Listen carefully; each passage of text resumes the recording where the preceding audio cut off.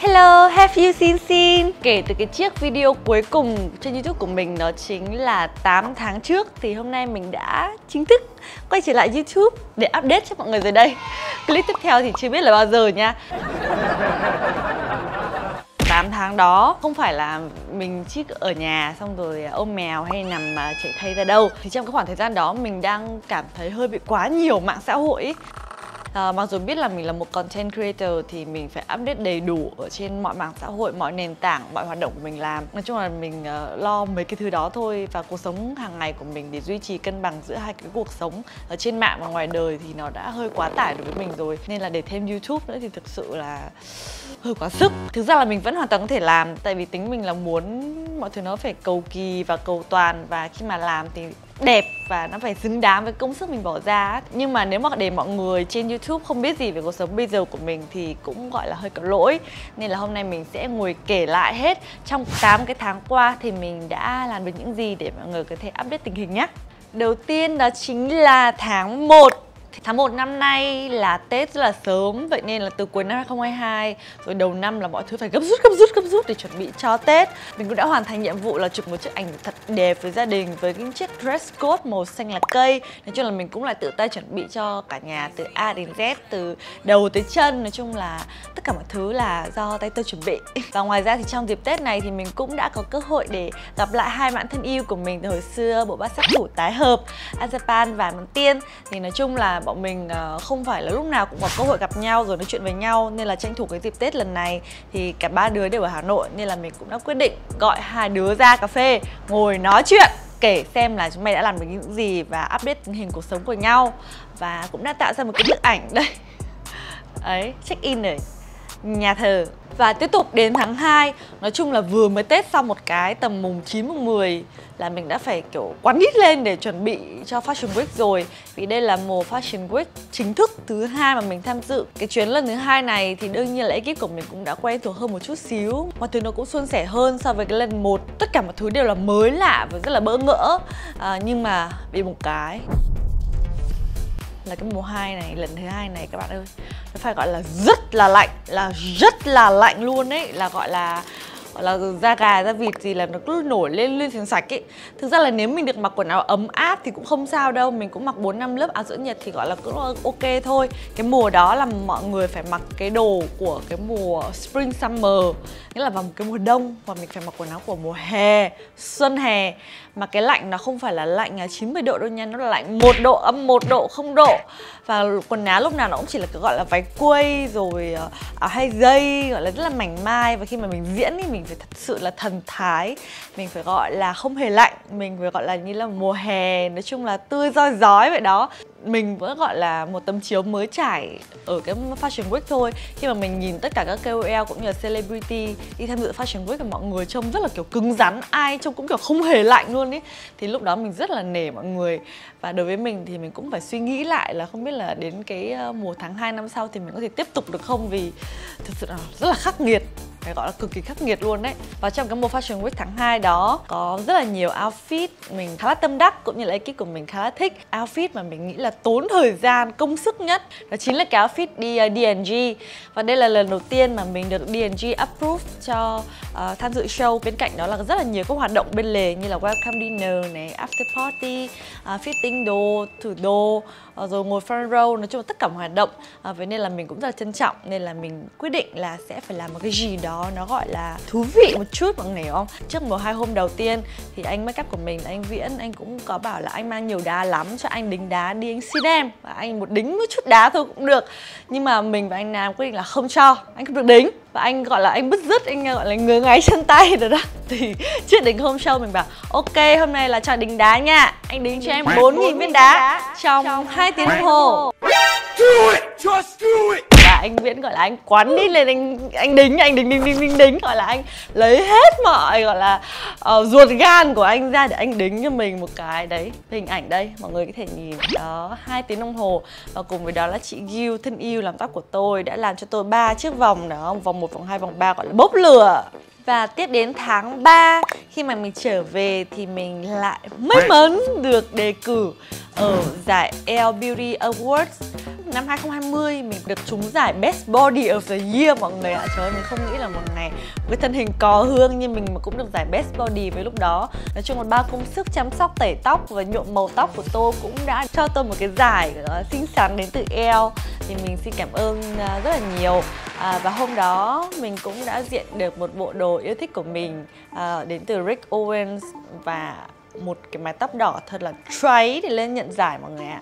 Khi mà nhận giải xong mọi thứ đang rất là slay nha. Rồi khi mà mình đi ra chụp ảnh cuối cùng đứng ở cái chỗ nhà hát thành phố thì nó có cái bậc thang dài như thế này. Hôm đó thì mình cũng đi cái đôi dép đi cái đôi cao gót nhẹ nhàng khoảng 30 phân thôi, đang pose rất là gọi là thần thái.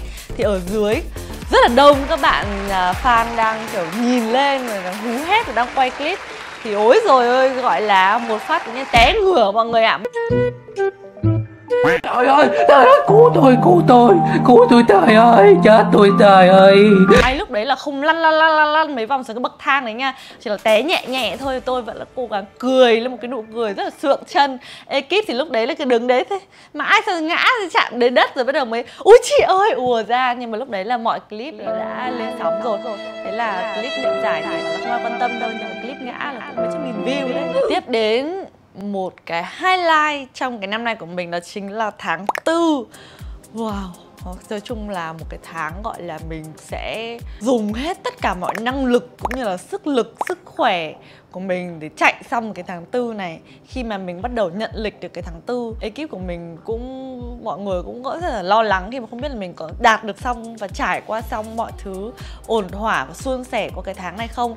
Đầu tiên tham dự event Kenzo ở Singapore, và ngoài ra thì cũng có một cái sự kiện Hermes Fit. Thì nói chung là đi sinh thì cũng nhẹ nhàng thôi, không có gì cả. Trước đấy thì mình cũng nghĩ là tháng 4 chắc là cũng rảnh thôi, thế là mình đặt ngay một con vé đi chơi Rolling Lounge ở Thái Lan. Thì mình nghĩ là dạo này mình làm việc nhiều quá thì mình phải xả stress một chút, thế mình đặt đi vé đi Thái Lan.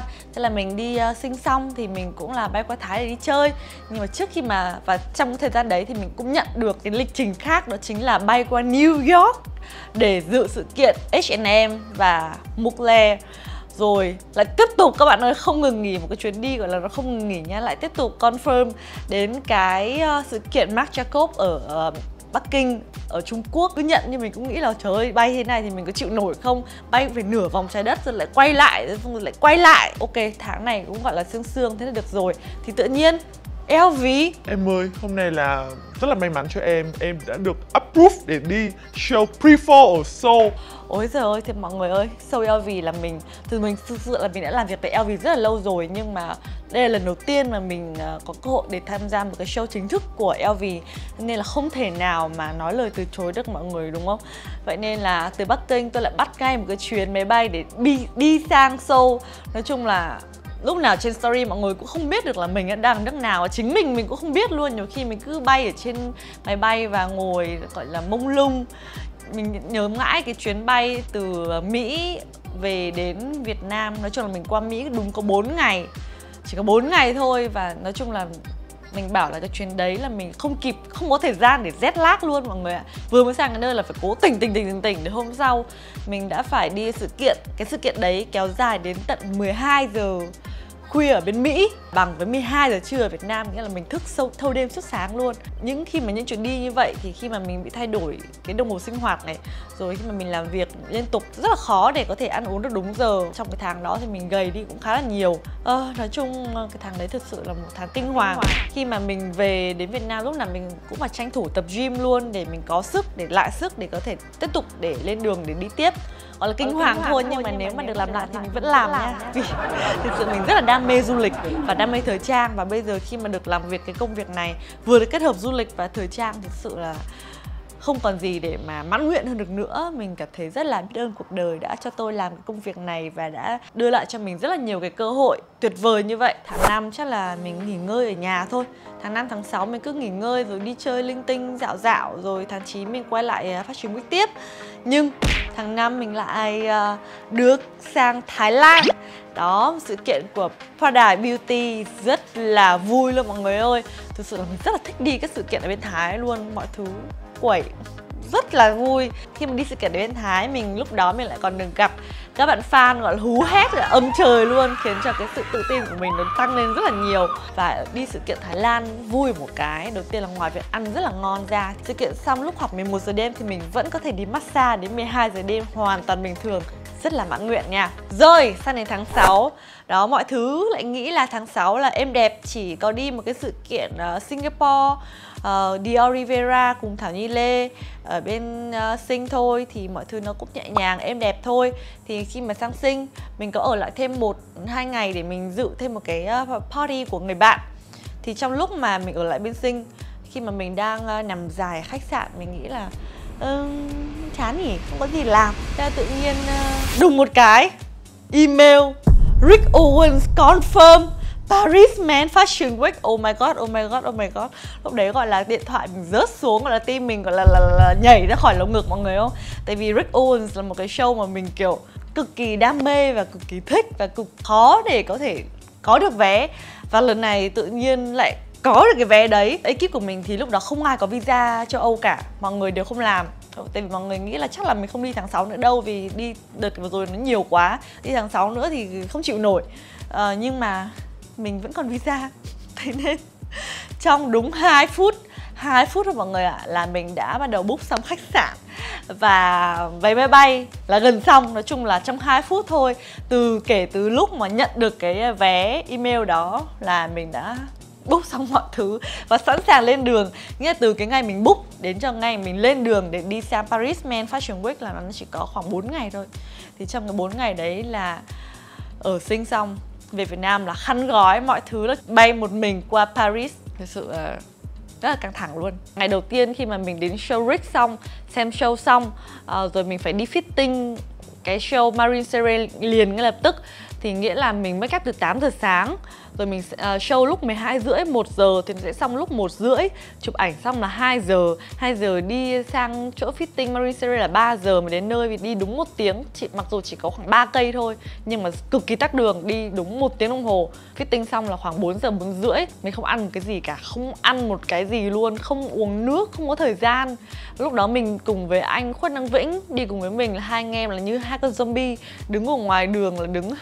Ôi trời, em đói quá, em khát quá. Nói chung cực kỳ là vất vả luôn mọi người ấy. Nhìn chân hình sang trọng vậy thôi, nhưng thực sự là nó cũng sẽ không được như vậy đâu. Mấy ngày sau thì mọi thứ nó thư thả hơn, giữa các show của mình thì nó có nhiều thời gian hơn để mình ăn uống ngủ nghỉ đầy đủ, nên là cũng không có một cái gì gọi là khó khăn cả. Trộm vía đó. Và ngoài ra thì cũng được gặp anh Pharrell 2 lần rồi gặp Tyga. Ôi trời ơi, cái show Kenzo mọi người ơi. Gặp Tyga mà kiểu mình vừa gặp Tyga một cái, Tyga kiểu wow, I love your grills. Mình kiểu I love you too. Rồi lúc đấy Tyga chất đứng hỏi. Kể cả lúc đi lên after party, lúc mình nhảy đây, Tyga cũng kiểu đứng ngay bên cạnh nhảy thôi ấy. Rất là tuyệt vời. Mình có giới thiệu Tyga là we are from Vietnam, we are Vietnamese. Xong Tyga kiểu Oh really? Xong rồi kiểu rất là vui. Nói chung mang một chút tinh thần Việt Nam đến cho người rapper có một nửa dòng máu Việt Nam nha. Chuyến đi rất là tiết kiệm nhưng cũng rất là may mắn. Nói chung là xin cảm ơn vũ trụ đã phù hộ cho tôi cái chuyến đi đấy, rất là tuyệt vời. Một cái trải nghiệm mà mình không bao giờ mình quên được. Và trong cái tháng sau đấy vẫn còn một cái sự kiện nữa mình rất là thích. Đó chính là mình được lên bìa tạp chí Elle. Đây là lần thứ 3 mình được lên bìa của tạp chí. Nhưng mà 2 lần trước thì là mình chụp đôi. Một lần là chụp với Nami, lần thứ 2 là chụp với Hiếu thứ 2. Đây, lần đầu tiên mình được lên một mình mọi người ạ. Đó, rất là tươi vui, trông nhìn giống 20 tuổi không? Xem vậy thôi, có gì mọi người mua báo để xem tiếp bên trong nha. Và sang đến tháng 7, đó chính là tháng này đây, thì mình chính thức là được nghỉ ngơi. Vì lúc này cơ thể của mình nó đã rất là báo động rồi. Mình cũng đi khám sức khỏe tổng quát thì không có vấn đề gì cả. Nhưng mà thực sự là cái năng lượng của mình lúc mà mình trở về từ Paris ý là rất là yếu và mệt luôn. Vì mình nghĩ là mình không bao giờ mình hết năng lượng cả. Nhưng mà lúc đó là mình còn trẻ, 20 tuổi thì mình nói vậy. Bây giờ thì mình cũng đã bắt đầu 27 tuổi rồi thì mọi thứ nó không còn như xưa. Mặc dù là mình cũng thể thao, thể dục đều, nhưng nói chung đi quá nhiều và đồng hồ sinh học nó cứ rối loạn như thế thì đúng là không có cơ thể nào nó chịu nổi. Và ngoài ra thì mình cũng bị gầy đi khá là nhiều. Anh Nam cũng bảo là gầy này là không chấp nhận được. Thế là ngày nào cũng cho mình ăn rất là nhiều để mình có thể tăng cân và hồi sức lại. Thì bây giờ mình cũng gọi là trộm vía ổn áp. Và ngoài ra cũng tập thêm yoga nữa. Cổ vai gáy của mình nó dẻo dai hơn. Tháng 7 này thì nói chung là cũng sương hoạt động đều đặn nhẹ nhàng thôi.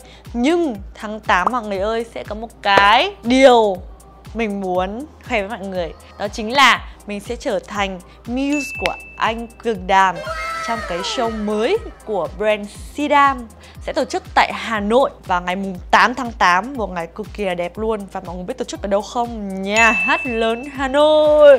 Nhà hát lớn Hà Nội là một nơi mà mình thích nhất ở Hà Nội. Và bây giờ một cái show thời trang của một người anh mình yêu thích, một cái ngày đẹp trời và một cái nơi mình yêu thích tại cái quê hương của mình, thì thực sự không có gì mà mình từ chối cả. Và với Rendezvous lần này thì anh Cường đã cực kỳ đầu tư này, đem lại một show diễn thời trang với tiêu chuẩn quốc tế. Anh đã mời và fly toàn bộ gần 200 khách mời từ Sài Gòn ra Hà Nội, tiếp đón, chăm sóc, tặng quà và fitting cho các khách mời cực kỳ là cẩn thận. Và mình có mời thêm các bạn KOL quốc tế đến từ Malaysia, Singapore và Korea đến tham dự nữa.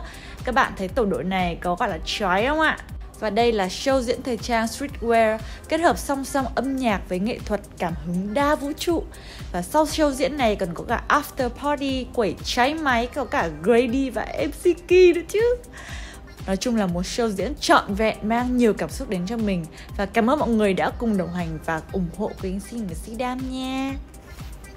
Đó, và cũng gọi là hòm hò 7 tháng qua của mình là như vậy. Bây giờ mình sẽ vẫn còn mấy tháng nữa để có thể kết thúc được cái năm 2023 của mình. Mình mong là 2023 sẽ là một năm cực kỳ là tươi đẹp, cũng như là tất cả các năm khác của đời của mình.